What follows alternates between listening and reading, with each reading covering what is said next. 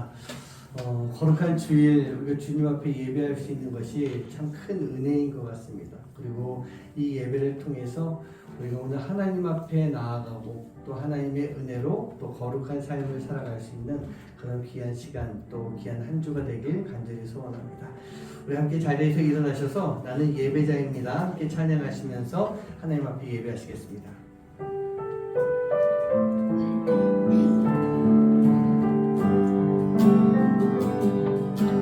나는 하나님을 예배하는 예배자입니다.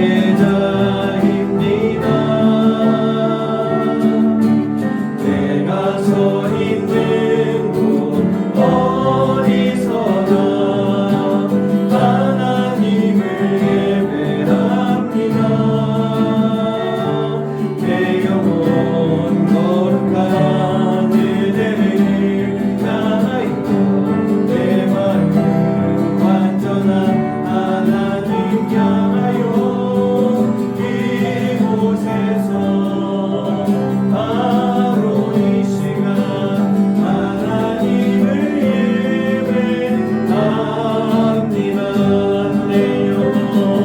내 영혼 거룩한 은혜를 향하여 내 마음 완전한 하나님 향하여 이곳에서 바로 이 시간 하나님을 예배합니다. 하나님을 예배합니다. 아멘. 자리에 앉으시기 바랍니다. 우리가 가는 모든 길은요, 주님이 인도해 주시는 그런 길일 줄 믿습니다. 우리가 세상으로 가는 것이 아니라 그 세상 속에서도 우리가 주님의 인도함에 따라서 나아갈 수 있는 그런 삶의 모습, 우리가 그 주님을 따라갈 때 우리는 거룩한 하나님의 자녀로서의 삶을 살아갈 수 있는 그런 모습이 될 줄 믿습니다. 우리 나의 가는 길 주님 인도하십니다. 우리 그 마음을 가지고 하나님께 찬양하시겠습니다.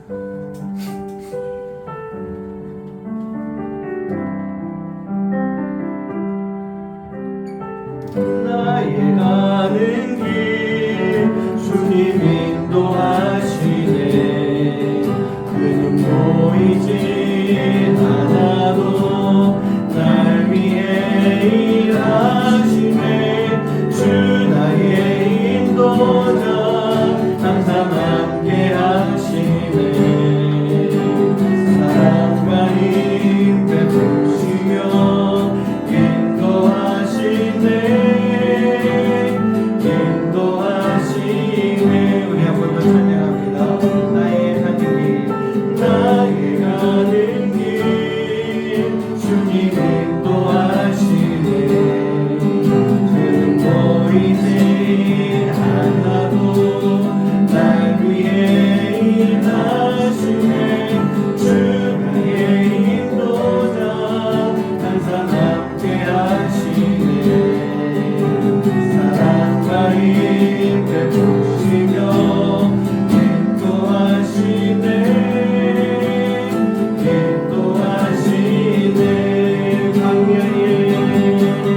광야의 길을 만드시고 날 인도해. 사막의 강 만드신 것 보라. 하늘과 땅 변해도 주의 말씀 영원히 내 삶 속에 새 일을 행하니. 나의 가는 길 주님 인도하시네. 보이지 않아도 날 위해 일하시네. 주 나의 인도자 항상 함께 하시네. 사랑과 힘 베푸시며 인도하시네.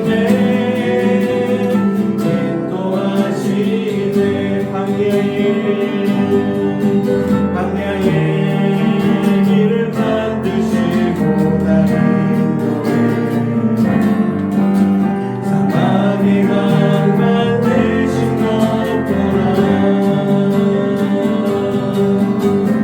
하늘과 땅 변해도 주의 말씀 영원히 내 삶 속에 새 일을 행하리 나의 가는 길 주님 인도하시네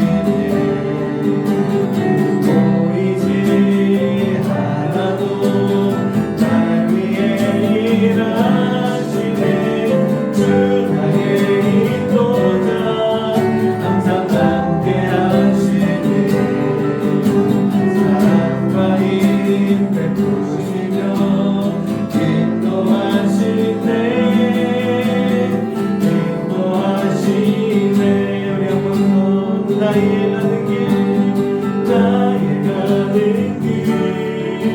주님 인도하시네 보이지 않아도 날 위해 일하시네 주 나의 인도자 항상 함께 하시네 사랑과 힘 베푸시며 인도하시네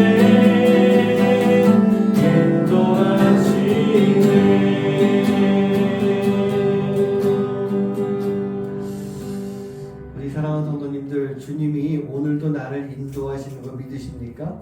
우리가 그 인도하심 가운데 지금까지 살아왔던 것이고 우리는 앞으로도 모든 시간 속에서 주님의 인도하심에 따라 살아갈 수 있는 그런 모습이 되어야 될 줄 믿습니다. 주님을 따라가기 위해서는요, 우리가 주님께, 우리 하나님께 우리의 모든 것을 다 맞출 수 있는 그런 모습이 필요한 것 같아요. 우리가 이 세상 가운데 살아가고 있습니다. 이 세상은요, 악한 세상이고 우리를 넘어뜨리려고 하는 사단마귀의 시험이 있는 그런 세상입니다. 그곳에서 우리가 무너질 때도 있고 슬퍼할 때도 있고 회복될 때도 있습니다.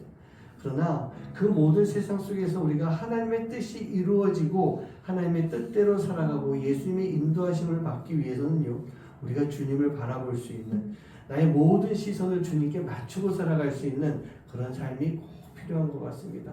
한번 생각해 보시기 바랍니다. 지금까지, 어제까지 내가 주님께, 하나님께 나의 시선을 맞추고 살아왔을까? 아니면 내가 하나님이 아닌 다른 곳에 나의 시선을 맞추고 살아온 것이 아닐까? 오늘은 그 주님께 시선을 맞췄기에 이렇게 주님의 인도하심에 따라 이 자리까지 나와서 예배하고 있습니다. 우리가 앞으로 살아가는 모든 시간 속에서 주님, 내가 주님께 시선을 맞추겠습니다 라고 고백하며 그 주님을 따라, 주님의 인도하심에 따라 살아갈 수 있는 그런 여러분 한 분 한 분 되시길 간절히 소원합니다. 우리 함께 찬양하시겠습니다.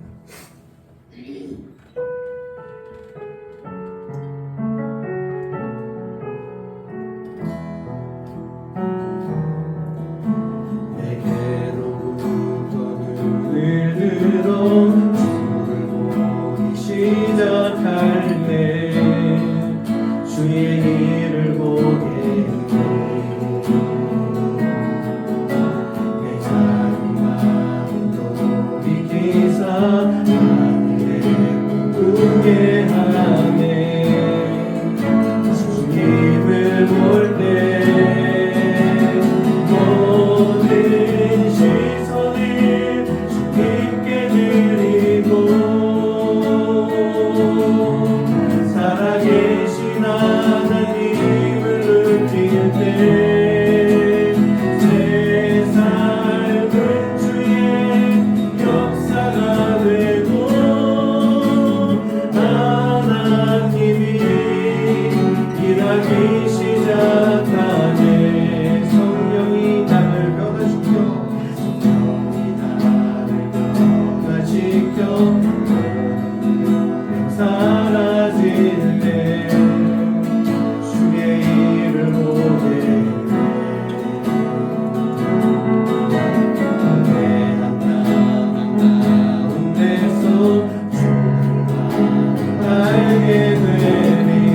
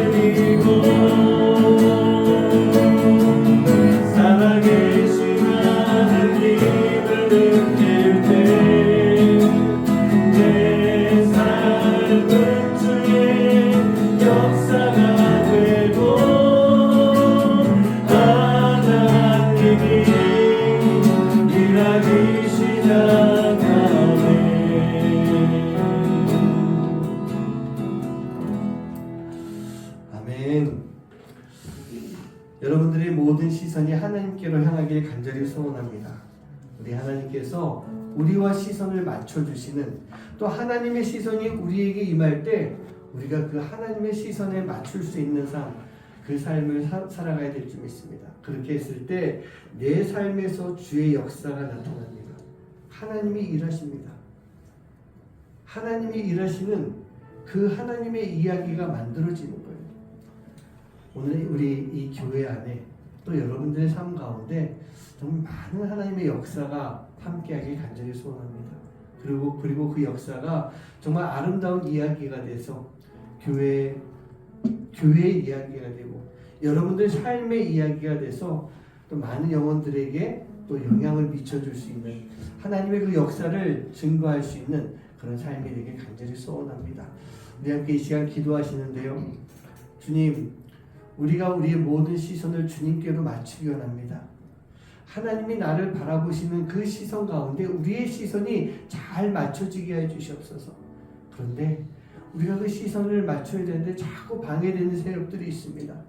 이 방해되는 세력들 다 영적 전쟁을 통해서 물리칠 수 있도록 인도해 주시고 우리가 오직 주님만 바라보는 가운데 내 삶 속에 주님의 역사가 이루어질 수 있는 그런 시간들, 삶이 되게 하여 주시옵소서. 여러분 위해서 기도하시고 그 역사가 이 작은 나눔교회를 통해서 아름답게 이루어질 수 있는 그런 시간 되길 원합니다.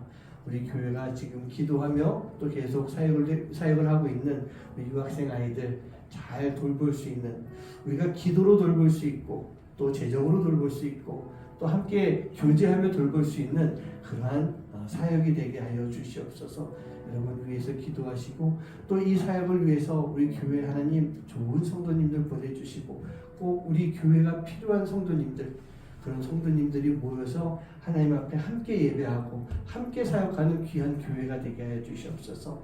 여러분 기도하시기 바랍니다. 그리고 교회뿐만 아니라 여러분들의 가정마다 하나님의 돌보심이 함께 할 수 있도록 우리 자녀들에게 하나님의 놀라운 은혜가 떠나지 않도록 늘 하나님의 인도하심에 따라서 우리 자녀들이 더 성장해 나갈 수 있는 그런 가정이 되게 하여 주시옵소서. 위해서 기도해 주시고 우리 오혜진 선교사님 또한 주님께서 돌봐주셔서 정말 좋은 쉼의 시간 갖게 해주시고 하나님의 놀라운 역사를 또 이뤄갈 수 있는 귀한 선교사님 되게 하여 주시옵소서. 여러분 위해서 기도하시기 바랍니다. 그리고 마지막으로 우리가 계속 기도하는 이 나라를 위해서, 이 민족을 위해서, 또 한국 교회를 위해서 여러분 함께 기도해 주시기 바랍니다.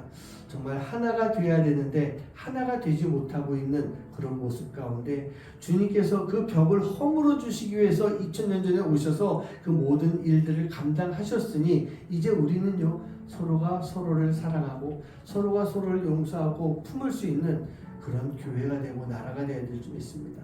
대한민국이라고 하는 나라가 정말 이 세상 가운데 우뚝 설 수 있는, 많은 나라들을 도와주고 인도할 수 있는 그런 나라가 되게 하여 주시옵소서.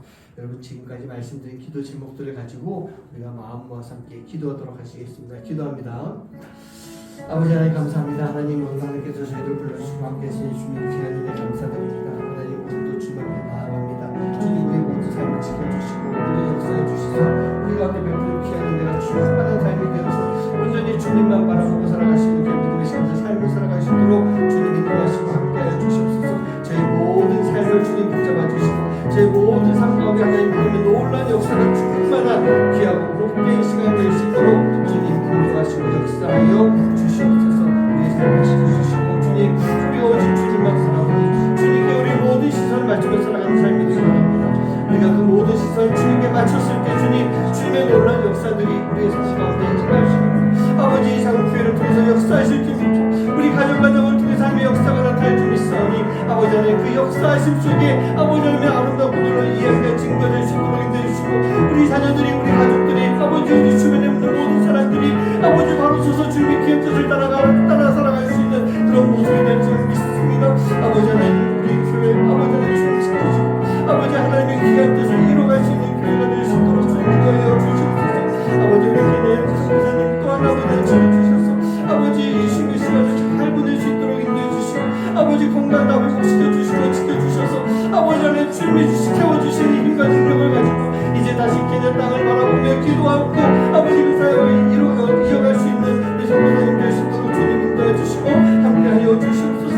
아버지 이 나라의 민족을 주님 기억하여 주셔서 아버지 하나님 아버지 갈라지고 아버지 흩어진 그런 민족들이 아버지 다시 모일 수 있도록 인도해 주시옵시고 하나의 마음을 가지고 아버지 대한민국을 통해서 아버지 하나님 아버지 세상 가운데 우뚝 살아갈 수 있는 그런 나라로 만들어갈 수 있도록 주님 인도해 주시옵소서. 교회가 먼저 하나 되기 원합니다.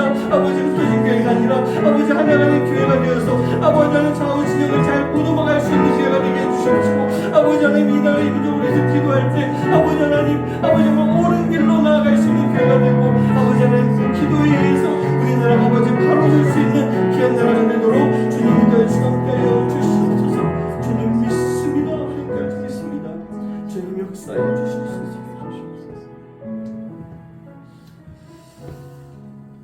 하나님 오늘도 우리가 주님 앞에 하나님께 시선을 맞췄기에 오늘 주님 앞에 나와서 예배하는 귀하고 복된 시간일 줄 믿습니다.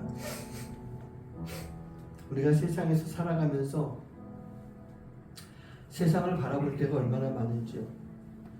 사단이 시험에 있음에도 불구하고 그것이 시험인지 모르고 거기에 빠져서 하나님께 향한 시선을 놓치고 살아갈 때가 얼마나 많이 있습니까? 하나님 우리는 늘 하나님께 시선을 맞춰야 됩니다. 하나님 주신 복음을 가지고 거룩한 성도가 되어서 하나님께 시선을 맞추며 살아가는 거룩한 성도의 삶을 살 수 있어야 됩니다. 그러기 위해서 우리의 믿음이 절대로 흔들리지 않도록 믿음이 흔들리지 않기 위해서 오직 주님만 바라보고 살아갈 수 있는 하나님의 귀한 자녀들 될 수 있도록 주님 역사하여 주시옵소서. 우리 힘으로만은 불가능합니다.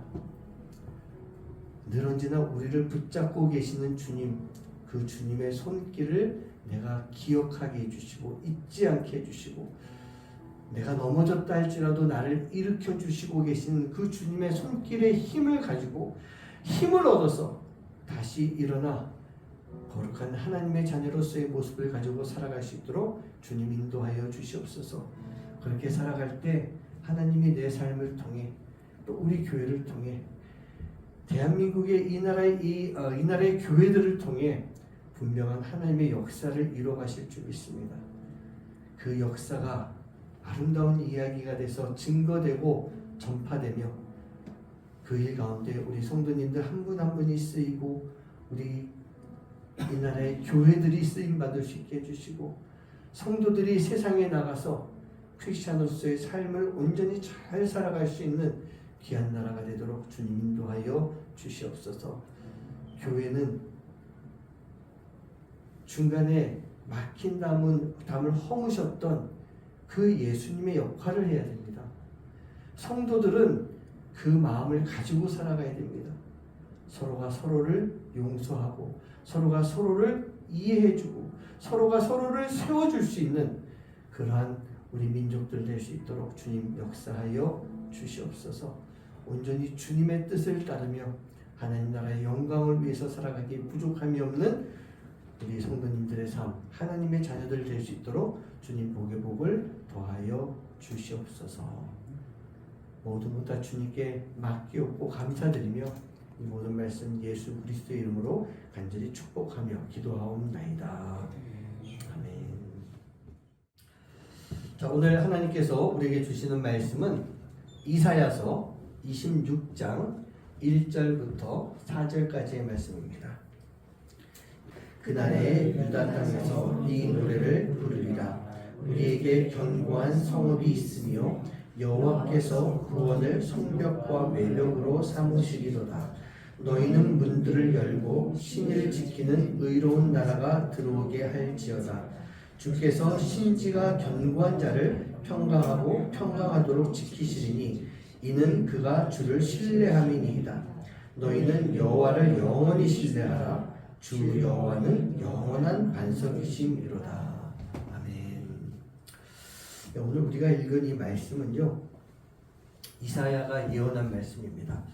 이 시기에 이제 북이스라엘이 아수르에게 멸망을 당하고 그렇게 어려움을 겪고 있는 그 시기 속에서 이 유다를 바라보면서 유대 땅, 그러니까 유대도 이 바벨론에게 멸망을 당하는 그런 시간이 앞으로 다가오게 되는데 이사야는 그 이후의 시간을 얘기하면서 이제 다시 회복돼서 돌아올 것이다.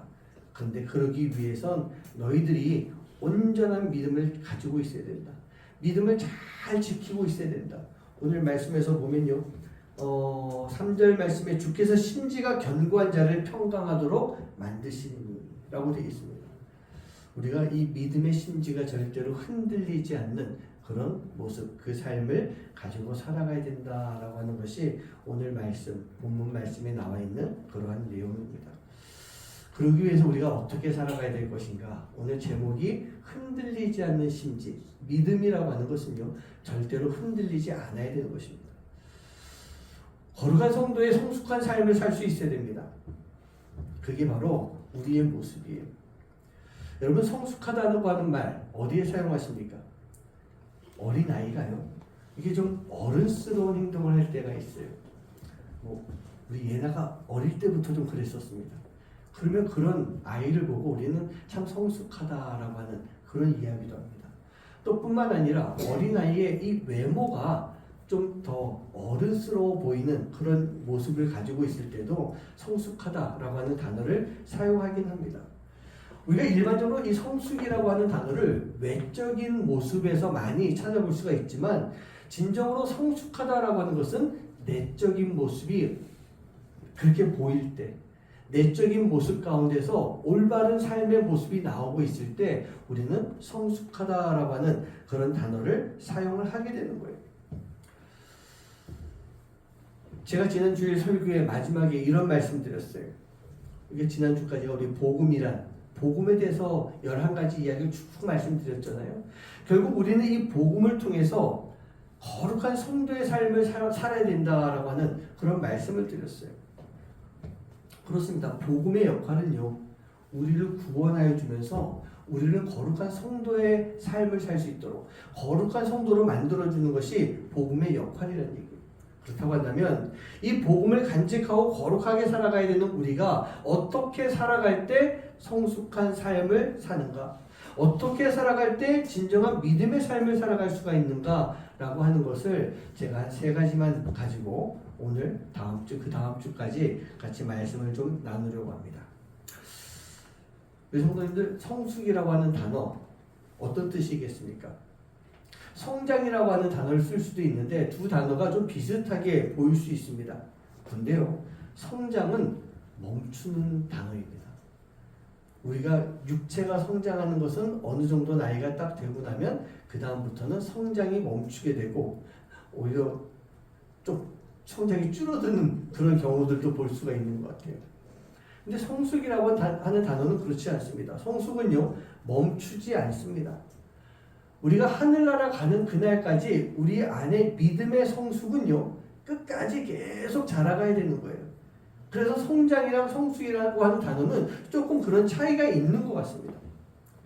저는 우리 성도님들에게 이 삶에 대한 이야기를 자주 드리지 않습니까? 크리스찬의 삶을 온전히 살아야 된다. 크리스찬들에게 이 크리스찬의 삶이 없다라고 한다면 그것은 구원받은 자의 모습이 아닌 거예요. 그렇다고 한다면 우리가 과연 얼마나 우리가 크리스찬이라고 할 수가 있겠습니까? 그리고 그 삶이라고 하는 것이 삶 자체가 사역이 될 수 있는 거예요. 사역이라고 하는 것이 교회 와가지고 봉사하고 뭐 하는 그런 거, 그것만 사역이 아니라 우리가 일주일 동안 세상에 나가서 살아가는 크리스찬의 삶을 사는 것, 그게 바로 사역인 것입니다. 우리가 이 사역을 하기 위해서는요, 하나님과의 만남도 있어야 되고 사랑도 있어야 됩니다.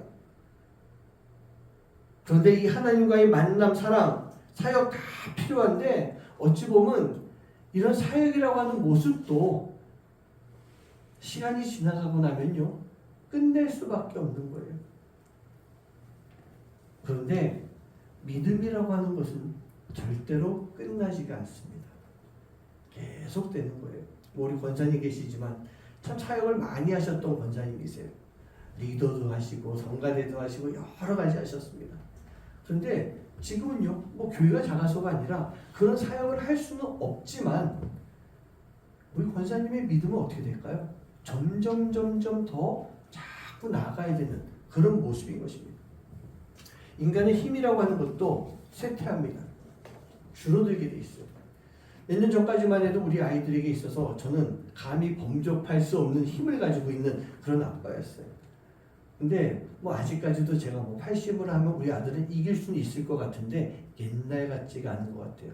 벌써 우리 얘네가 앞에서 삐죽거리고 있더라고요. 아빠 이제 힘들걸? 아마 그런 뜻인 것 같아요. 그러니까 의자에 앉아서 다리 싸움하는 것도 옛날에 쫙 벌렸는데 이제는 힘들게 이기는 게 맞아요. 언젠가는 우리 아이들이 제 힘을 누르는 그런 날이 오게 될 것 같습니다. 그렇게 우리의 육체의 힘은 빠지고 없어지는 것이 맞지만 우리 영혼의 힘, 우리 영성, 우리 믿음이라고 하는 것은요, 절대로 힘이 빠지는 것이 아니라 계속 자라가고 또 성숙해질 수 있는 그런 모습이 되어야 되는 거예요. 믿음의 외적인 모습이라고 할 수 있는 이 사역은요, 이게 화려하지 않게 또 보일지도 모르겠어요. 우리가 사역이 점점 줄어들면 그렇게 될 수가 있어요. 하지만 우리의 내적인 모습인 이 믿음은 외모와 다르게 계속해서 변함없는 아름다움을 간직할 수가 있어야 됩니다. 이렇게 성장해 나가는 것, 이게 바로 성숙기라고 하는 것. 즉 성숙한 성도의 삶을 계속 살아가야 된다라고 하는 그런 말씀이에요. 거룩한 성도의 성숙한 삶, 오늘 첫 번째 시간으로는요, 제가 믿음이라고 하는 것에 대한 말씀을 좀 드리고 싶어요. 이 믿음이 무엇입니까? 이 믿음은 흔들리지 않는 심지를 가지고 있는 것, 그게 믿음인 거예요. 기독교의 핵심이 믿음입니다. 믿음이 없으면요, 절대로 구원받을 수 없어요. 우리의 행위로 구원받는 거 아닙니다. 믿음으로 구원받는 거고, 믿음에 걸맞는 행위가 있을 때 우리는 구원받은 자의 삶을 살아가고 있는 것이다. 그렇게 표현할 수가 있는 거예요. 믿음이 없으면 아무것도 할 수 없습니다. 여러분, 교회에서, 기독교에서 가장 중요한 거 사랑이라고 있지 않습니까? 교회에서 사역도 하고요, 섬김과 헌신의 시간이 다 있지만 그걸 하기 위해서는 온전한 믿음이 바로 세워져야 되는 것입니다. 믿음 그러면 떠오르는 성경이 있지 않습니까? 히브리서 11장, 우리가 믿음장이라고 이야기해요. 그 안에 많은 믿음의 선조들이 나오는데 그들의 이야기가 계속해서 나오고 있습니다. 뿐만 아니라 신약 성경 말씀 안에 보면 믿음이라고 하는 단어와 그 뜻들이 참 많이 나와 있어요. 그 믿음의 상황들이 나와 있어요. 우리 마태복음 6장 30절 말씀 한번 같이 읽어볼까요? 압독합니다. 시작. 오늘 따라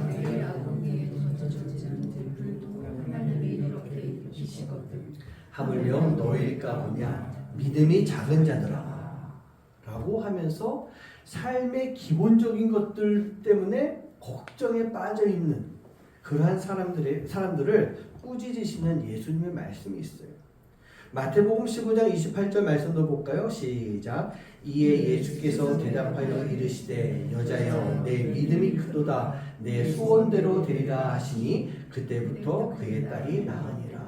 이방 여인에게 이방의 개다라고까지 표현했어요. 그럼에도 불구하고 예수님께 믿음을 보여주고 있었던 그 여인의 믿음을 칭찬하시는 그런 말씀이 있는 거예요. 로마서 14장 1절 말씀 보면은 믿음이 연약한 자를 너희가 받되 그의 의견을 비판하지 말아라. 이 교회에 주는 말씀이에요. 로마 교회에 주는 그런 말씀인데 그 교회에 들어오는 사람들 중에서 아직도 믿음이 부족한 사람은 교회에서 보호해야 된다라고 하는 그런 바울의 말씀이에요. 바울이 디모데에게 칭찬하면서 거짓 없는 참된 믿음이다 그렇게 이야기해주고 있어요. 양심 없는 크리스찬들에게는 파손된 믿음을 가지고 있다라고도 표현하기도 합니다. 야고보서에서 봤던 행함이 없는 믿음은 가짜 믿음, 죽은 믿음이다 그렇게 표현하면서 믿음이라고 하는 것은 영혼을 구원으로 인도하는 살려주는 믿음이다 그런 말씀을 계속해주고 있어요. 성경 안에서 이렇게 믿음이라고 하는 것에 대한 단어들이 참 많이 나오고 있다는 얘기입니다. 그렇다고 한다면 우리 사랑하는 성도님들, 지금 여러분들의 믿음의 상태가 어떤 모습입니까? 여러분 믿음을 가지고 있습니까? 라고 제가 질문하면 아멘 대답하실 거예요. 우리가 믿음이 있어요. 그런데 우리가 가지고 있는 이 믿음에 대해서 많은 사람들이 방치하고 살아가는 믿음이 없는 거 아닙니다. 믿음이 있습니다. 근데 그것을 방치하고 살아가는 그런 모습, 때로는 내 안에 있는 믿음이라고 하는 것을 어떤 머리로만 생각하고 있는 공허한 이론으로 생각하고 있는 그런 성도들도 많이 있는 것 같아요. 믿음이 있으니 나는 괜찮아 라고 하면서 현실에 대한 도피, 그것이 되어서도 안 됩니다.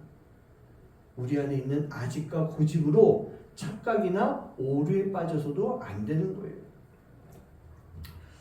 제가 목사가 되어서 느낀 것 중에 하나가, 우리나라 사람들 보면은 하나님을 사랑하는 것에 있어서는 정말 세계 최고다라고 이야기해도 될 것 같아요. 얼마나 신앙생활 잘하고 얼마나 사역과 봉사 얼마나 열심히 하는지 모르겠어요. 성경 공부도 최고로 열심히 합니다. 이렇게 체계적인 성경 공부에 대해서 열정적인 나라가 과연 얼마나 있을까라고 하는 그런 생각이 들기도 해요. 그런데 이 성경 공부라고 하는 것 자체가요, 내 믿음의 척도가 될 수는 없는 것입니다.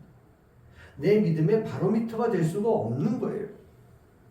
우리가 성경 공부 많이 했다라고 그래가지고 우리가 하나님의 인정을 받을 수 있을까? 저는요, 이 성경 공부 중요합니다. 그래서 뭐 1대1 제자 양육도 해야 되고 그 이상의 것도 다른 말씀 연구도 해야 되고 성경 공부 많이 해야 되는데, 이 성경 공부는 우리의 믿음을 지탱시켜주는 힘이 되는 것이고 우리가 어떻게 살아야 되는가라고 하는 삶의 방향을 제시해주는 그런 것이지, 성경 공부 많이 했기 때문에 구원을 받는다? 라고 하는 것은 절대로 아닌 것입니다. 그러면 성경 공부가 아니라 우리의 믿음이 살아있는 믿음이 되어야 되는 거예요. 우리의 믿음이 누군가를 살려줄 수 있는 믿음이 되어야 되는 거예요. 내 안에 있는 믿음을 예수님이 보시고 칭찬받을 수 있는 그런 믿음이 되어야 됩니다. 그렇게 했을 때 우리는 진정한 믿음의 삶을 살아갈 수 있는 성숙한 성도의 모습이 될 수가 있는 거예요. 그리고 그 믿음에 걸맞는 삶을 살아갈 수가 있게 되는 것입니다. 그렇다고 한다면 그 믿음에 걸맞는 삶의 모습, 그 마음이 무엇일까? 4가지만 좀 말씀을 드릴게요. 첫 번째는요, 믿음에 걸맞는 삶의 모습은 순종하는 모습인 것입니다. 순종하는 모습이에요. 여러분, 이 성경에 나오는 순종의 대표적인 사람 누굴까요? 누가 떠오릅니까? 아브라함이 제일 먼저 떠오를 것 같아요. 믿음의 조상 아브라함. 그 아브라함이 그 히브리서 11장에 보면요, 22절의 말씀에 거쳐서 아브라함의 이야기가 나오고 있어요. 여러분 보신 분은 알겠지만 그 믿음장 안에 보면 누구는 믿음으로 말미암아 하면서 쭉 말씀이 나오는데 대부분 1절, 2절, 많아야 4절, 5절인가 그 정도에 걸쳐서 언급하고 있는데, 아브라함은 22절에 걸쳐서 이야기를 풀어가는 걸 보면요, 정말 믿음의 대표주자다라고 볼 수가 있을 것 같아요. 여러분, 우리가 아브라함처럼 순종의 삶을 산다라고 하는 것, 어느 때 가능할 것 같습니까? 집사님들은요, 지금 언제 하나님 말씀에 온전히 순종하고 있습니까? 내가 순종할 때, 순종할 만한 환경이 놓여 있을 때 그때 순종하는 것, 그것도 순종이 맞죠. 그런데 진짜 진정한 순종은 어떤 거겠습니까? 그럴 때가 아니라 할지라도, 하나님이 그렇게 하지 아니하실지라도 내가 순종하겠습니다 라고 하는 것, 그게 진정한 순종의 모습, 순종의 마음이 아니겠습니까? 우리가 아까도 아브라함 이야기를 했지만 아브라함은 어땠습니까? 말씀 보면요, 갈 바를 알지 못했지만 갈 바를 모르고 하나님이 명하시는 곳으로 갔다라고 그렇게 말씀하고 있어요. 우르를 떠나서 하란에 머물고 있다가 거기서 떠나서 하나님이 가라고 하시는 가나안 땅, 알지 못하지만 그 땅으로 갔던 그러한 순종의 모습이었어요. 그런데 그렇게 가보니까요, 아브라함이 자기가 살던 하란이나 우르보다 훨씬 환경이 안 좋았던 것입니다. 아니, 왜 여기까지 나를 오라고 하셨지? 하란으로 돌아갈까? 우르로 다시 되돌아갈까? 분명히 그런 마음이 들 수도 있었겠지만 아브라함은 그 가나안 땅에서 계속 하나님의 말씀에 절대적인 순종의 삶을 살고 있었던 것입니다. 이게 진정한 순종 아니겠어요? 여러분, 저 같으면 그럴 것 같아요. 가나안 땅 아마 뭐 가보신 분 계시고 영상으로 보신 분 계시겠지만, 가나안 땅이라고 하는 지금 이스라엘 땅은요, 그렇게 비옥한 땅 아니에요. 젓갈 뿌리 흐른다고요? 제가 가서 보니까 별로 안 흐르더라고요. 물론 그렇게 약간 푸른 초장이 있고 하는 것이 있지만 뭐 우리나라에 비하면 우리도 아까 뭐 우리 집사님이랑 산 이야기 많이 했지만 우리나라 산 얼마나 아름다워요? 그런 거 없어요. 이스라엘에. 그런데 아브라함이 살았던 하란이라고 하는 땅, 우르라고 하는 땅, 그곳은요 제가 가보진 못했지만 진짜 그곳은 비옥한 초승달 지역이라고 되어 있어요. 중동에서도 상당히 비옥하고 물이 많이 있는 그런 땅이에요. 근데 그런 땅을 다 버리라고 하고 하나님은 가나안 땅까지 오라고 했어요. 저 같으면 하란으로 되돌아갔을지도 모르겠어요. 그런데 아브라함은 그렇게 하지 않고 그 자리에서 말도 안 되는 그런 땅 가운데서 하나님의 말씀에 순종하면서 살았는데 이 순종이 무엇이냐? 믿음이 없이는 불가능한 것이라는 얘기입니다. 여러분 순종이 제사보다 낫다라고 하는 그런 말처럼 눈에 보이는 멋들어진 예배를 드리거나 멋들어진 어떤 결과물을 가지고 오는 것 그것도 중요하겠지만 우리는 눈에 보이지 않는 하나님께서 인정할 수 있는 순종의 삶을 살아가는 그러한 모습이 우리 안에 반드시 있어야 되는 것입니다. 그렇게 할 때 우리가 거룩한 성도로서의 삶을 살아갈 수가 있는 거예요. 그러면 믿음만 있으면 순종이 될까? 믿음의 삶에 필요한 두 번째가 저는 용기라고 생각해요. 우리가 순종을 하기 위해서는 용기가 반드시 있어야 됩니다. 그 용기가 있을 때 우리는 우리의 믿음을 지켜나갈 수가 있게 되는 거예요. 아마 여러분도 그런 거 있을 것 같아요. 오래된 기억들 중에서 잊혀지지 않는 안 좋은 기억들, 나쁜 기억들. 내가 그때 왜 그렇게 했지? 너무너무 아쉬운 그런 기억들이 참 많이 있을 것 같아요. 저도 그런 것들이 여러 가지가 있는데 그 중에 하나가 이제 떠오른 것이 제가 청년 때만 해도 우리가 청년 시절만 해도 지나다니다 보면 육교, 지하철, 길거리에 거지들이 아직도 많이 있었어요. 근데 하루는 제가 이렇게 길을 가다가 저기 지금부터 한 저 에어컨 정도 거리에 한 거지가 눈에 이렇게 들어오더라고요. 근데 딱 여기서 봐도 저 사람은 진짜 이 장애 아주 심각한 장애를 가지고 있구나. 저 사람은 절대로 혼자 뭔가 하면서 살아갈 수가 없는 사람이구나. 내가 저 사람에게 조금이라도 도와줘야 되겠다. 그런 마음이 들었어요. 근데 다가오면서 다른 생각들이 떠오르는 거예요. 저 사람 좀 가짜 아니야? 앵벌이의 도구로 쓰이는 거 아니야? 내가 저 사람한테 뭔가 이렇게 주면은 내가 너무 튀어 보이지 않을까? 사람들이 괜히 나보고 의로운 척 한다고 하지 않을까? 막 그런 생각이 떠오르는 거예요. 그러다 보니까 그 사람을 이렇게 지나쳐 버렸어요. 저 뒤로 가버렸어요. 근데 지금 생각하면 저 사람을 도와줘야 돼 라고 하는 것은 하나님이 주신 긍휼의 마음이었어요. 그러면 지나쳤으면 어떻게 해요? 다시 되돌아가가지고 그 사람에게 작은 걸 할지라도 도움을 주면 되는 거예요. 근데 그조차 또 생각이 떠올라요. 왜 저렇게 티를 낼까?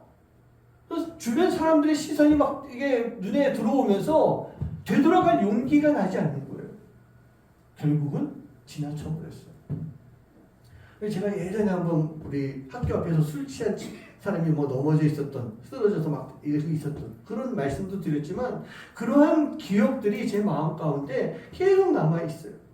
왜 내가 그때 하나님의 말씀에 순종하지 못했을까? 용기가 부족해서 순종하지 못했던 것입니다. 예수님의 어머니 마리아는요, 약혼한 상태에서 성령으로 잉태된 것을 알게 됩니다. 당시 율법에는 처녀가 잉태하면 돌에 맞아 죽게 돼 있었어요. 그런데 그런 가운데서도 이 마리아는요, 천사를 만나서 예수님에 대한 이야기, 이스라엘 민족의 이 메시아 이야기를 들은 마리아는 하나님의 말씀, 그 모든 말씀은 능하지 못할 것이 없습니다. 나는 믿습니다. 그 마음을 가지고 담대하게 그 시간들을 다 이겨냈던 것입니다. 마리아의 이 담대함, 이 용기가 어디서 나왔겠습니까? 하나님을 향한 믿음이었어요. 자기가 만난 천사, 하나님이 보내주신 천사를 보고 그녀 마음 가운데 그 믿음이 흔들리지 않는 그런 모습을 보여줬던 것입니다. 사랑하는 성도님들, 여러분들 안에 누가 계십니까? 하나님이 계세요. 그 그 하나님이 우리에게 무엇을 주셨습니까? 용기를 심어주셨어요. 믿음을 주셨어요. 하나님을 향한 믿음을 주셨어요. 그렇다고 한다면 우리는요, 그 믿음을 가지고 마리아처럼 용기를 내서 순종할 수 있는 그런 삶, 그 삶을 반드시 살아가야 될 줄 믿습니다. 그리고 우리가 용기를 낼 때 우리의 믿음이 더 굳건해지는 것, 그것을 잊지 마시고 순종을 위한 용기를 가지고 진정한 믿음의 삶을 살아갈 수 있는 거룩한 성도의 모습이 되시기를 주님의 이름으로 간절히 축원합니다.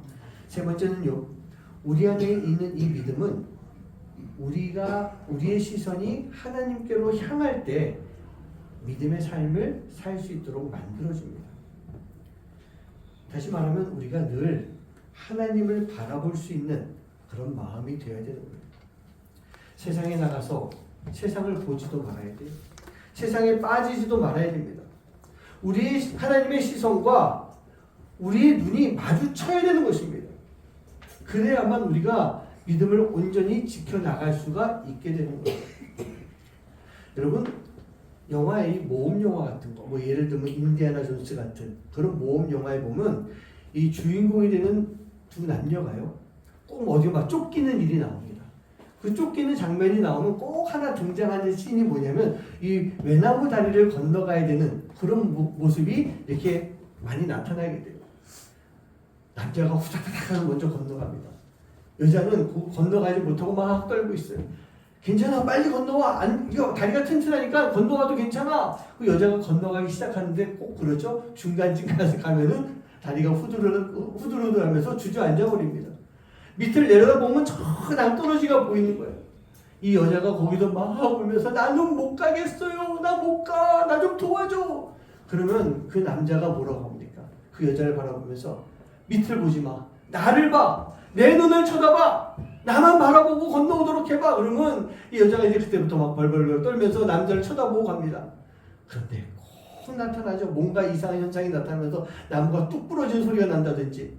그러면 또 이 여자는 밑을 보는 거예요. 그럼 또 못 가는 거예요. 나만 바라보라니까. 나만 보라고. 내 눈만 쳐다보면서 눈만 쳐다보면서 건너오란 말이야. 그럴 때 이 여자가 다시 고개를 들고 그 남자의 눈을 쳐다보고 남자만 쳐다보고 결국은 건너가는 그런 모습들을 볼 수가 있어요. 왜 못 건너갑니까? 다리 주변에 너무나도 많은 두렵게 하는 그런 것들이 보이고 있기 때문인 거예요. 하지만 그 남자 주인공이 말했던 것처럼 그 남자 주인공, 상대방에게 시선을 맞추게 되면 그 남자의 얼굴만 바라보고 있으면 내 주변에 있는 두려운 모든 것들이 보이지가 않게 되는 거예요. 사라지지는 않겠죠. 그대로 있지만 상대방만 바라보고 있으면 나머지 것들은 보지 않을 수가 있게 되는 것입니다.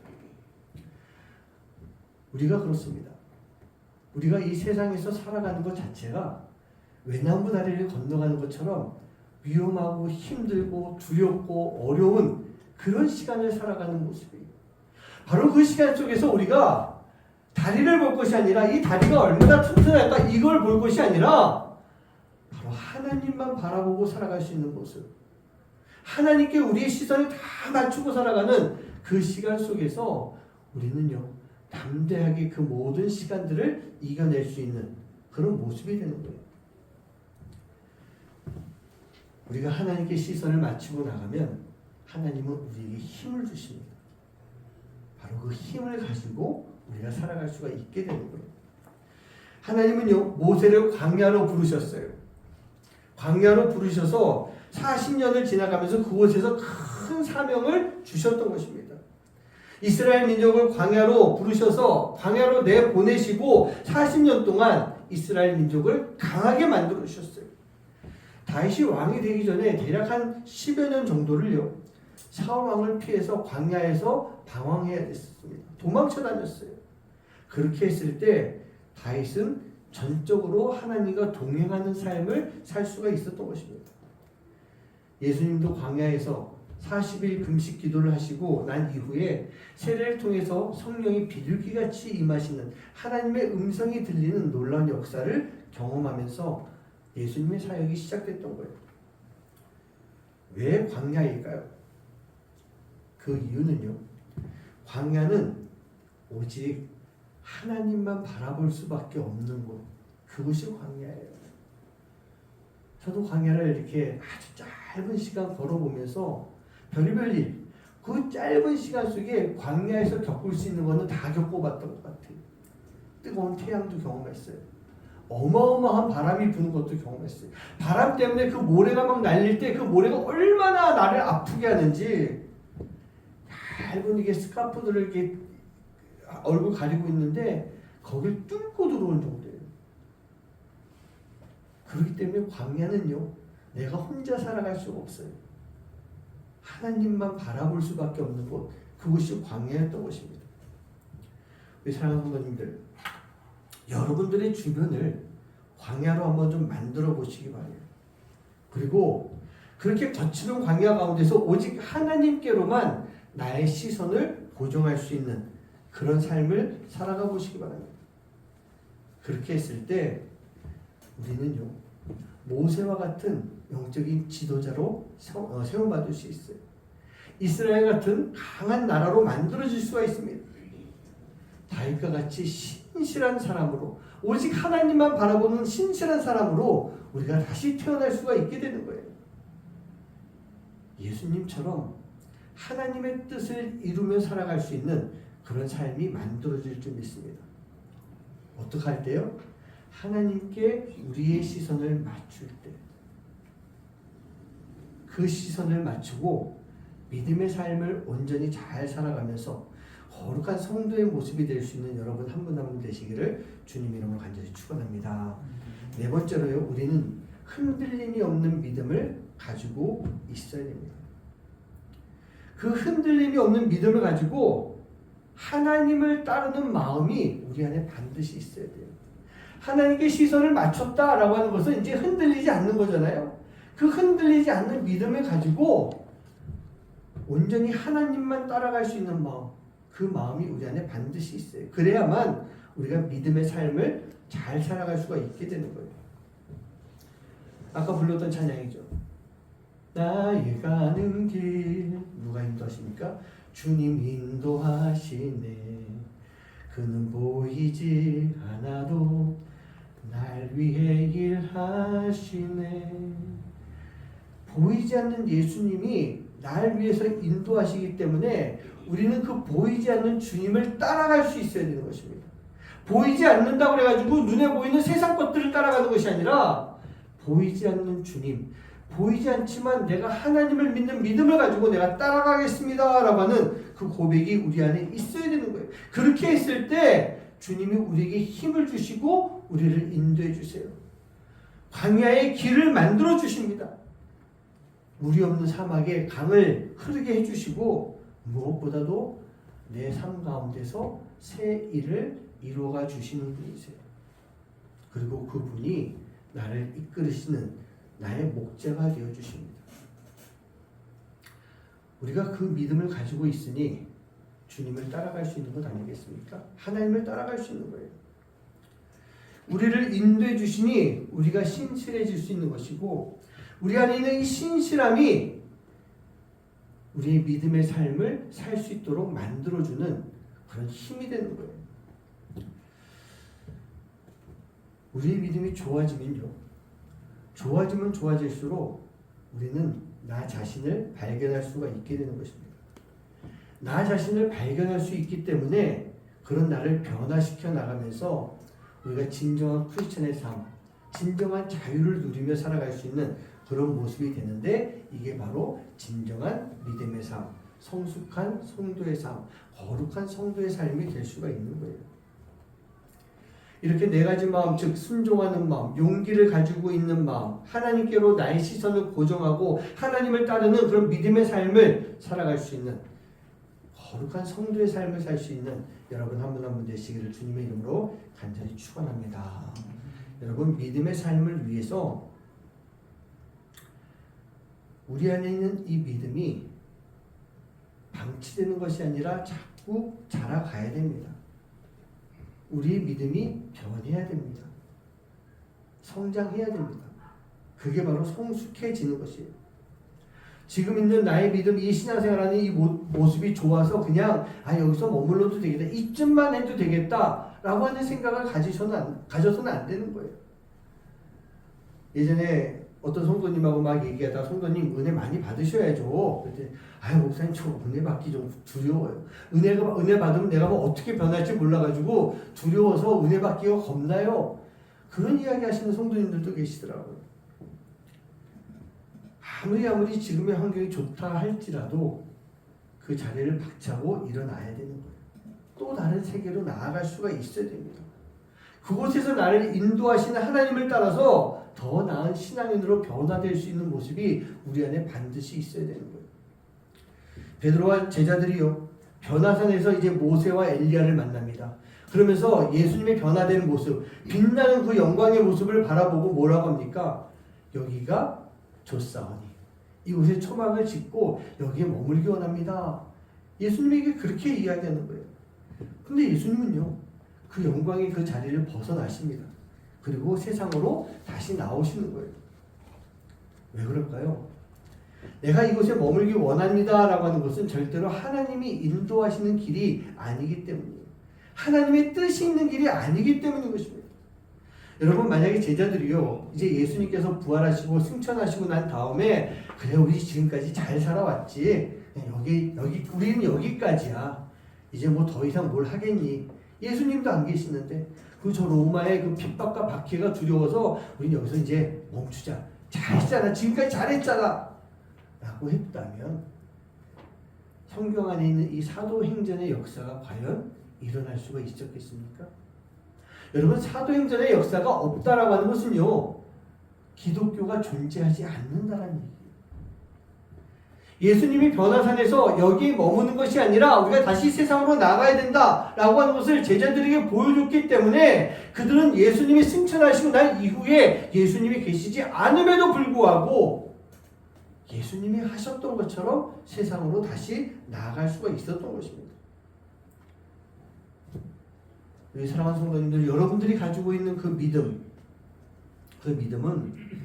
여러분들의 담대한 변화의 삶을 통해 성숙한 모습으로 자라갈 수가 있어야 되는 거예요. 믿음의 성장을 통해서 성숙에 이르기 위해 나 자신을 잘 알아야 됩니다. 나를 발견해야 돼요. 지금 내 안에 있는 믿음의 상태가 어떤 상태인가 그걸 잘 알 수 있어야 되는 거예요. 내가 믿음이 있기 때문에 내가 누구인가라고 하는 거, 그걸 먼저 발견할 수가 있어야 돼요. 내가 누구입니까? 내가 무엇입니까? 죄인이잖아요. 내가 죄인인 것을 내가 먼저 발견할 수가 있어야 되는 것입니다. 그렇게 할 때 내가 성장할 수가 있는 거예요. 변화될 수가 있는 거예요. 제가 예수님을 처음 만났다라고 하는 고등학교 수련회 가가지고 기도하는데 나도 모르게 눈물이 터지면서 성령님이 임재하시고 제일 먼저 그 성령님이, 그 주님이 저에게 해주신 말씀이 너는 죄인이다. 처음 주님을 진짜 인격적으로 만났을 때 내가 죄인인 것을 내가 발견하게 됐어요. 내가 알게 됐어요. 그러고 나니까 예수님 죄송해요. 예수님 용서해 주세요. 회개가 나오기 시작하면서 그때부터, 물론 모태신앙에서 어려서부터 열심히 교회 다니면서 자라왔지만 진짜 하나님의 사람으로 내가 기독교인이다, 크리스찬이다라고 하는 것을 알게 된 것이 바로 그때였어요. 그때 그렇게 변화가 되더라고요. 그리고 성령님이 내 안에 임재하실 때마다 하나님은 또 그것을 깨닫게 해주시면서 조금 더 변하면서 성장할 수 있도록, 조금 더 성숙해지도록 계속 그렇게 만들어 주시더라고요. 우리가 나 자신을 알고 신앙생활에 변화가 오기 위해서는 계속해서 영적인 전쟁, 영적인 싸움을 할 수 있어야 되는 거예요. 영적 싸움을 한다면 지지 말아야죠. 승리해야 되는 것입니다. 반드시 승리까지 이루어져야 되는 거예요. 그러기 위해서는 내가 나 자신을 분명하게 알아야 된다는 것입니다. 그리고 그것이 내 자신을 알게 만들어 주시는 것이 바로 우리 안에 있는 믿음이에요. 상대방을 아무리 잘 안다 할지라도 나 자신을 알지 못하면 우리는 질 수밖에 없잖아요. 내가 나 자신이 누구임을 알 때, 나와 함께 계시는 분이 누구이신 것을 믿을 때 우리는 세상 속에서도 영적 전쟁을 치르면서 승리하는 삶을 살아갈 수가 있게 될 줄 믿습니다. 물론 그렇게 영적인 싸움을 하는 그 길이 나에게 큰 두려움과 부담감이 될 수도 있어요. 우리 안에 혼란의 시간으로 다가올 수도 있습니다. 하지만 이 시간이 두렵다고 해서 넘어가서도 안 돼요. 피해서도 안 돼요. 남에게 떠넘겨서도 안 됩니다. 하나님이 원하시는 모습이 그게 아니기 때문에 우리는 이 전쟁을 치러가면서 우리가 변화돼야 되고 성장해야 되고 성숙할 수 있는 그런 믿음이 돼야 되는 거예요. 성숙이라고 하는 것은요, 크리스찬들이 이뤄가야 되는 삶의 모습일 줄 믿습니다. 삶의 목표가 되는 거예요. 하나님께서 우리에게 주시는 은혜는요, 매일매일 새로운 것이다. 아침마다 새롭다라고 되어 있어요. 그리고 우리는 바로 그 은혜를 매일매일 새로운 마음을 가지고 그 은혜를 간직하고 하나님 앞에 영광 돌리고 찬양하는 그런 삶을 살아가야 되는 것입니다. 그러기 위해 우리의 믿음이 흔들리지 말아야 되는 거예요. 우리가 살아가는 세상 다 살아보시니까 어떻습니까? 녹록하지 않죠. 힘든 것입니다. 그곳에서 크리스찬으로 살아간다는 건 정말 많이 힘들고 어려운 것 같아요. 오늘 본문 말씀 아까 제가 잠깐 설명드렸지만 북이스라엘이 이제 멸망당하고 유다가 고난을 겪을 것이다. 유다도 멸망당할 것이다. 하지만 너희들의 믿음의 심지가 흔들리지 않고 있다라고 한다면, 너희의 믿음이 변함없다라고 한다면 너희는 영광의 문을 통해 다시 들어올 수 있을 것이다. 너희가 가지고 있는 믿음이 이 어렵고 힘든 시간을 지나갈 때 더 크게 빛을 발할 수 있을 것이다 라고 이사야가 예언해주고 있는 그런 말씀이에요. 고난에 거친 비바람이 몰아친다 할지라도 우리의 믿음의 심지는 절대로 흔들리지 말아야 됩니다. 촛불을 켜놨을 때 바람이 불면 촛불이 흔들리죠. 누군가 그 심지를 붙잡고 이렇게 흔들어도 촛불이 막 흔들립니다. 그리고 촛불을 그 불을 끄는 방법 중에 하나가 해보니까 불이 붙어있는 심지를 촛록에다 담궈버리면 꺼지더라고요. 저는 다시 이게 켜질 줄 알았는데 그냥 꺼져버리더라고요. 그렇게 심지가 흔들리면 안 되는 거예요. 우리 믿음의 심지 또한 절대로 흔들리지 말고 굳건하게 붙어 있어야 되는 것입니다. 영원한 반석이 되시는 예수님이 우리를 붙잡고 계신다라고 하는 것, 우리가 그 반석에 우리 믿음의 뿌리를 내리고 있다라고 하는 것, 우리가 그것을 잊지 않고 살아갈 때 우리는 흔들리지 않는 믿음을 가지고 살아갈 수 있는 그런 모습이 되는 거예요. 사랑하는 성도님들, 우리가 복음을 받아들이고 복음을 간직한 그런 성도로서, 하나님의 자녀로서 거룩한 성도의 성숙한 삶을 살아나가야 되는 거예요. 여호와 하나님을 신뢰하면서 우리들의 믿음을 잘 만들어 가야 됩니다. 나는 이만한 믿음이 있으니까 이제 됐어. 그게 절대로 아니에요. 그거는 성숙해가는 모습이 아니에요. 멈춰 있는 것은요, 퇴보되는 것이다 라고 생각하셔야 됩니다. 왜요? 다른 사람들은 다 앞으로 가고 있잖아요. 그러니까 나는 다른 사람들보다 뒤처질 수밖에 없는 모습이에요. 우리가 가지고 있는 이 믿음이 계속해서 자라가고 진정한 성숙한 믿음을 가지고 거룩한 성도의 삶을 살기 위해 노력할 수 있는, 그러기 위해서 지금 우리 안에 있는 믿음을 다시 한번 생각하고 다시 한번 돌이켜보고 이 믿음을 어떻게 키워갈 것인가 라고 하는 것에 대해서 깊이 묵상하고 나 스스로가 나를 격려하고 독려하고 때로는 좀 다그칠 수 있는 그런 모습을 가지고 살아갈 때 우리가 거룩한 성도의 성숙한 삶을 살아갈 수 있는 그런 모습이 될 줄 믿습니다. 오늘 이 시간 우리의 믿음을 한번 좀 다시 한번 돌아봤으면 좋겠어요. 내 믿음의 모습이 어떤 모습인가? 거룩한 성도로서 살아가기에 부족함이 없는 그런 모습인가? 내 믿음이 지금 멈춰있는 그런 모습이 아닌가? 더 나아가서 내 믿음이 지금 막 흔들리고 있는, 사단이 우리의 목을 잡고 막 흔들 때처럼 흔들리고 있는 그런 믿음이 아닌가? 우리가 꼭 생각해보고 우리의 믿음을 지키고 성장시켜서 성숙한 성도로서의 삶을 살 수 있는 여러분 한 분 한 분 되시기를 주님 이름으로 간절히 축원합니다. 우리 시간 함께 찬양하시면서 우리의 마음을 다시 한번 주님 앞에 드릴 수 있는, 굳건하게 세워나갈 수 있는 그런 여러분 되시길 간절히 소원합니다.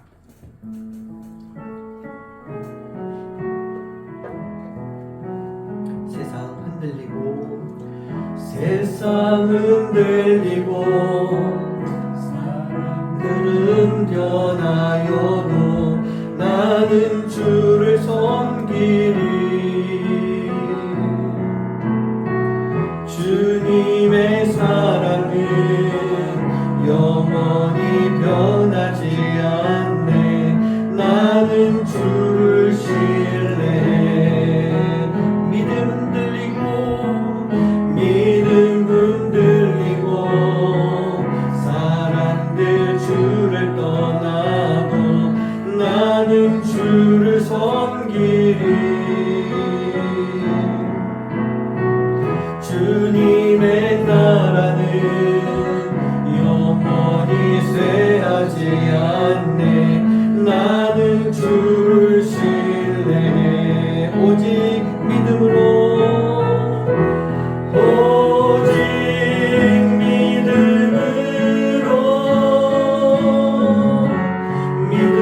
내가 살리라. 오직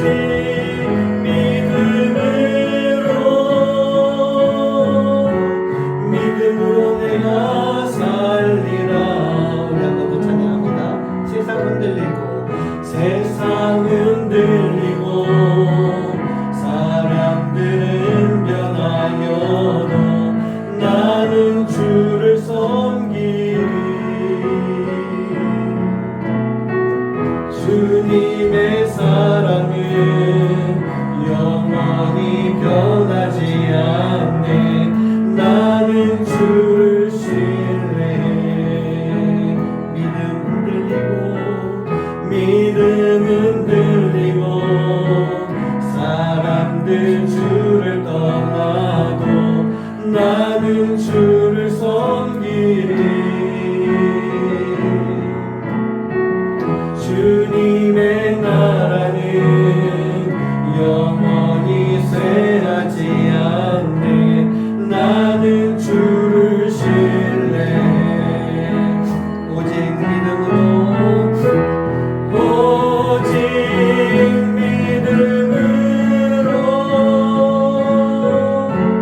믿음으로 내가 살리라. 오직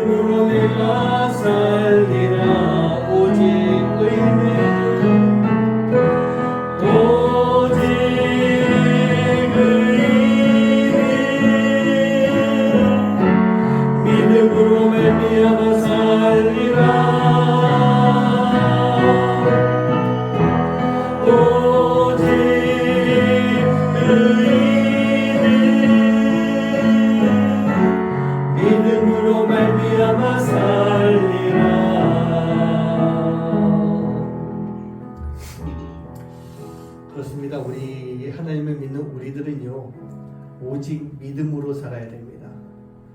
우리가 의인이 되기 위해서는요, 믿음으로 말미암지 않고는 우리가 의인이 될 수 없습니다. 의인이라고 하는 것은요, 구원받은 자의 삶을 살아가는 것입니다. 구원받은 자들은요, 구원받은 자로서의 모습이 우리 안에 가득히 나와야 됩니다. 그게 바로 거룩한 성도의 성숙한 삶의 모습일 줄 믿습니다.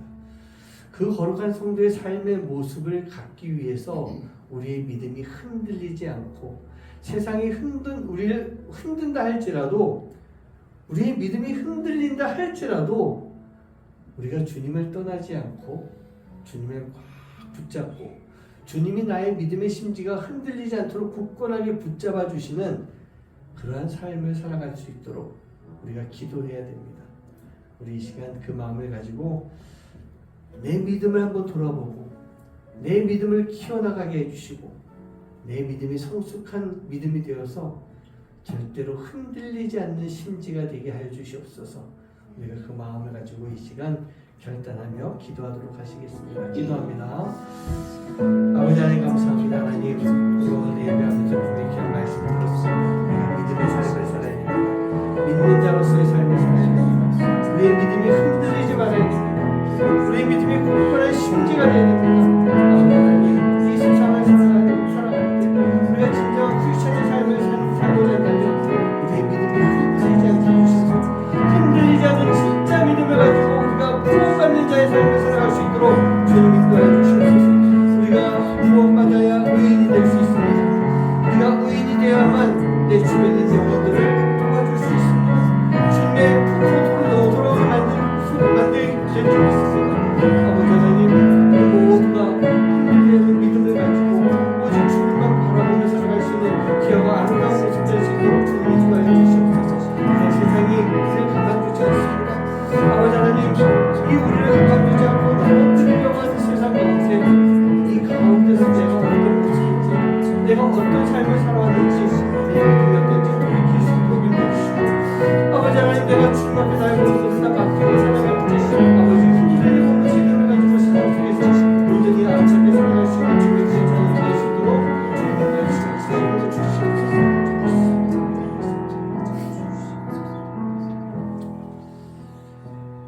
우리가 하나님을 믿습니다, 예수님을 믿습니다 라고 하는 믿음이 우리 안에 분명히 있습니다.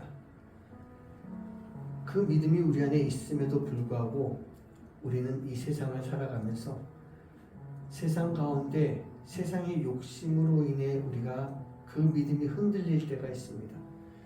사단이 우리를 넘어뜨리려고 하는 그 상황 속에서 우리가 막 흔들릴 때가 있습니다. 더 나아가서 우리가 무릎을 꿇고 포기하는 그러한 때가 올 때도 있습니다. 그러나 주님, 그럴 때일수록 우리가 우리의 모습을 다시 한번 돌아볼 수 있도록 인도해 주시고, 우리의 믿음이 어떤 믿음인지 다시 한번 생각하게 해주시고, 지금 나의 모습이 어떤 모습인지 깨달아 알게 해주셔서 그런 주님이 주시는 그 은혜 속에, 주님의 도우심 속에 우리가 다시 일어나 우리의 믿음이 더 굳건해질 수 있는 그런 믿음을 가질 수 있도록 인도하여 주시옵소서.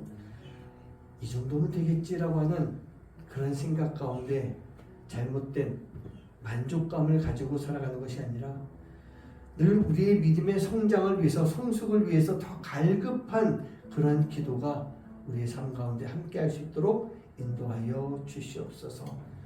하나님, 우리의 믿음은 흔들리지 않는 심지와 같아야 됩니다.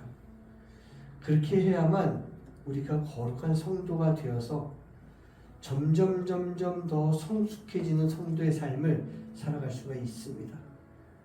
우리에게 주신 그 복음의 힘을 가지고 우리가 거룩의 삶을 살아갈 수 있는 거룩한 성도로서 아름다운 크리스찬의 성숙한 삶을 살아갈 수 있는 하나님의 귀한 자녀들 될 수 있도록 주님 인도하여 주시옵소서.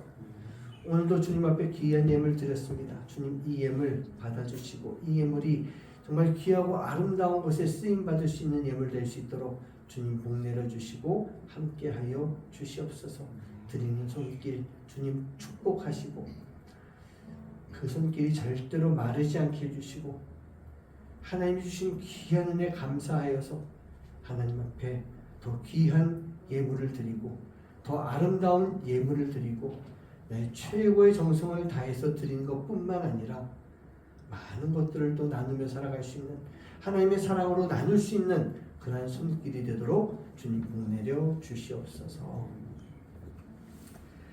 이제는 우리 주 예수 그리스도의 은혜와 하나님의 놀라우신 사랑하심과 성령의 역사하심과 교통하심이 이 세상 속에서도 주님이 주시는 믿음을 가지고 그 믿음이 절대로 흔들림이 없는 믿음으로 더 성장시켜 나가 거룩한 성도로서의 삶, 성숙한 성도로서의 삶을 살길 간절히 소망하며 지금 그 삶을 열심히 살아가는 하나님의 귀한 자녀들 머리머리 위에 이제로부터 영원까지 함께 하시기만을 간절히 축원하옵나이다. 아멘.